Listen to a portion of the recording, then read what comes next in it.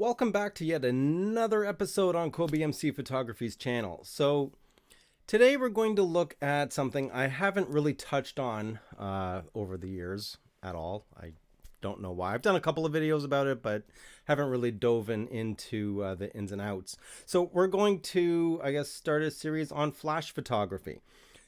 Namely, what exactly is high-speed sync? Because I have noticed that there are some misconceptions in regards to people's interpretation of what high-speed sync is.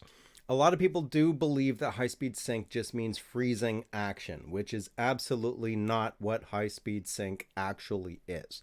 Yes, it can help doing that given certain situations, but high-speed sync is not the be all end all of freezing action. You can actually do that with a slower sync speed. So what exactly is a sync speed? Well, depending on the camera that you have, I believe Canon allows up to 1/250th of a second, which is the native flash sync speed. So shutter speed of up to 1/250th of a second and slower is what will allow the shutter to open and close within the duration of the flash being fired so that your exposure is well lit. With Pentax cameras, the older generation of Pentax cameras prior to the K3 Mark III, the maximum native flash sync speed, again, sync speed is the synchronization of the flash being triggered versus the shutter opening and closing. So the native flash sync speed on older generation Pentax cameras is 1/180th of a second. The Pentax K3 Mark III allows up to 1/200th of a second. Now, what happens if you're shooting in very bright light and you need a faster a faster shutter speed to combat the amount of light coming in, because you want to minimize the duration of your actual exposure. You want to minimize how long that shutter stays open. Well, that's where high-speed sync comes in. And what that allows the flash to do is fire a zillion bursts of light during that minimal amount of time that the shutter is actually open and closed. So here's an example of 1/180th of a second versus 1/8000th of a second. Now, one thing you will notice is that the amount of light coming out of the flash at 1/8000th of a second is a lot less than the monster burst at 1/180th of a second. Reason being, as I said, it's not doing one big burst of light when you're going into high-speed sync mode. It's like micro buzzing a gazillion flashes at once. Right. So from our eyes perspective, it looks like it's just one burst, but on the technological side of it, it's not. It's a bunch of micro bursts.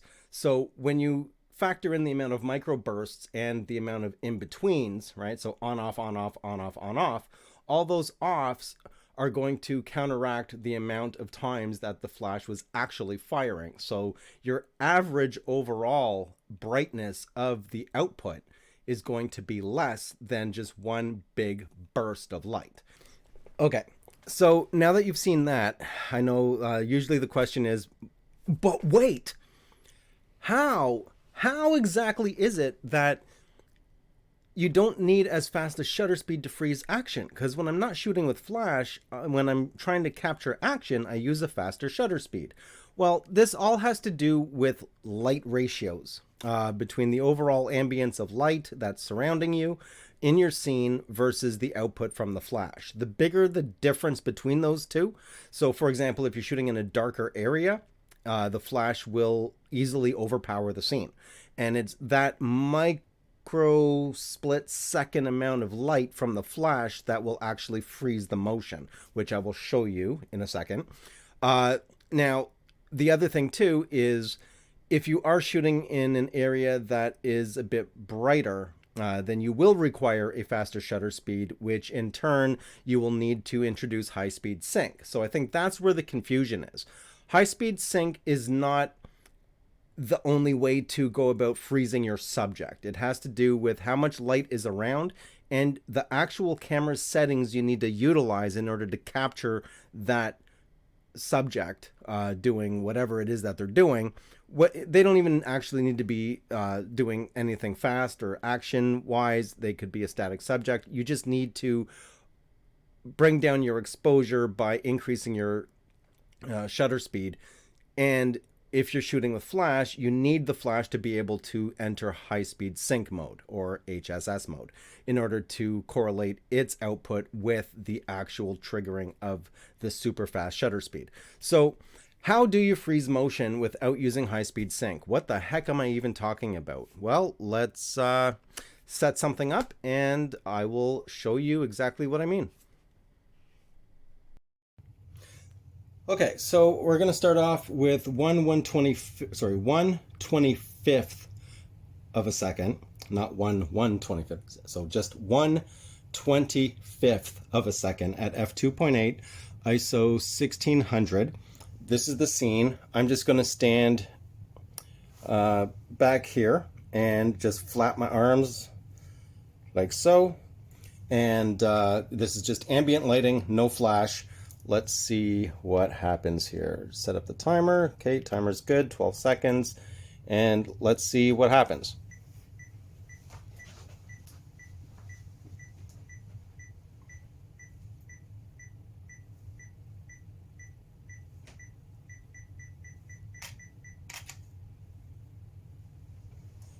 All right.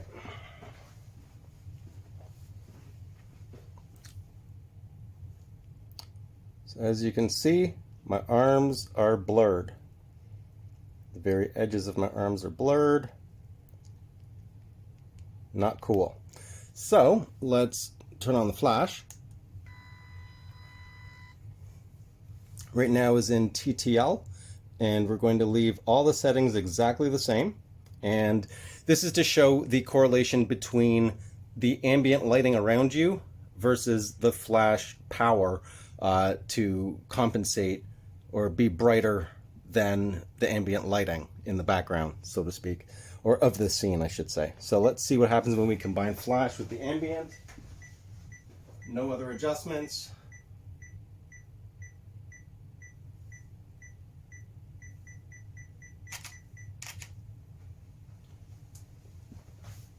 And let's see what happened there.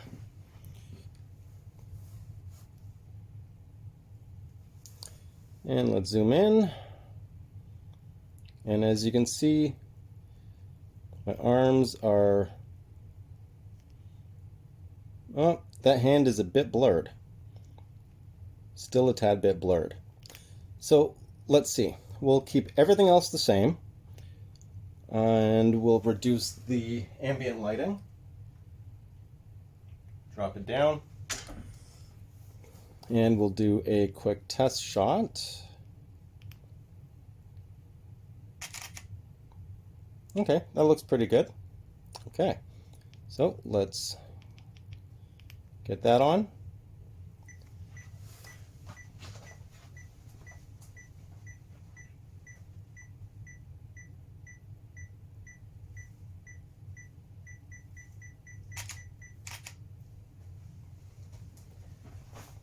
And now let's see what happened with that. Remember, shutter speed is still exactly the same. That looks pretty good. Looks pretty good. Okay. Now, if you needed to go above your flash sync speed to say, I don't know. Well, let's go all the way. 1/8000th of a second. So 1/8000th of a second. Turn the flash off.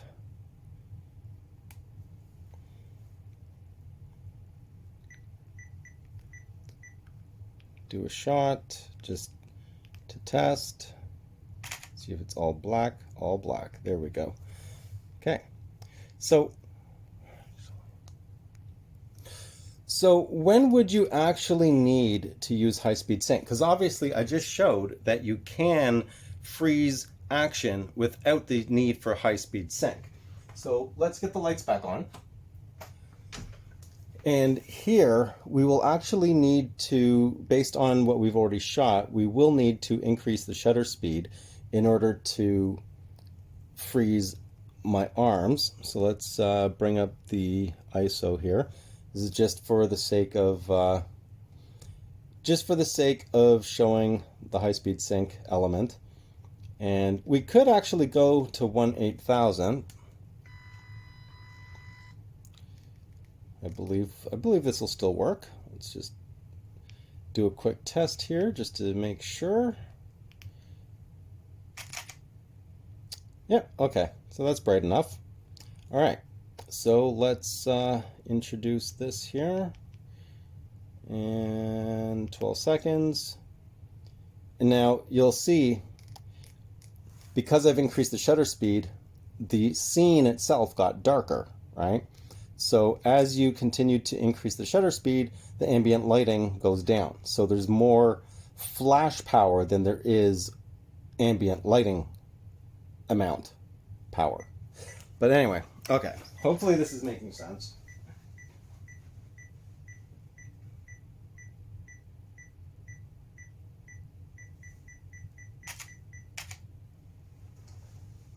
And notice I was moving my arms a bit faster on this one. And let's see. Should be good.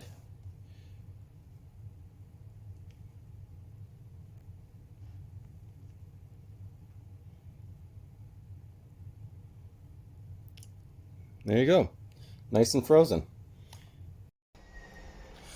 So there you have it. Native flash sync speed versus high-speed sync flash, and what that actually means. It is not, again, it is absolutely not a means where you absolutely have to use high-speed sync flash to freeze your subject. That is not the case, as I've shown. And I do apologize about the crazy cool white balance that happened there.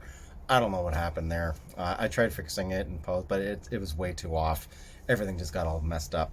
But the point of this video is to show the freezing of motion, right? So yeah, I hope this helps eliminate some of the confusion, if there was some confusion within my subscribers. And I guess that's it. If you have any questions or comments, leave them down below. If you like the video, leave a like. If you haven't, always subscribe. Goes for any YouTuber that you've watched. You see a couple things, you like it, just subscribe to them, hit like. Doesn't cost you anything. Helps us out a whole lot, and we really do appreciate it. At least I really appreciate it. And yeah, if you want to support the channel, that info's down at the bottom. And that's it. I'm gonna go. You'll see me in my next video. I'm out.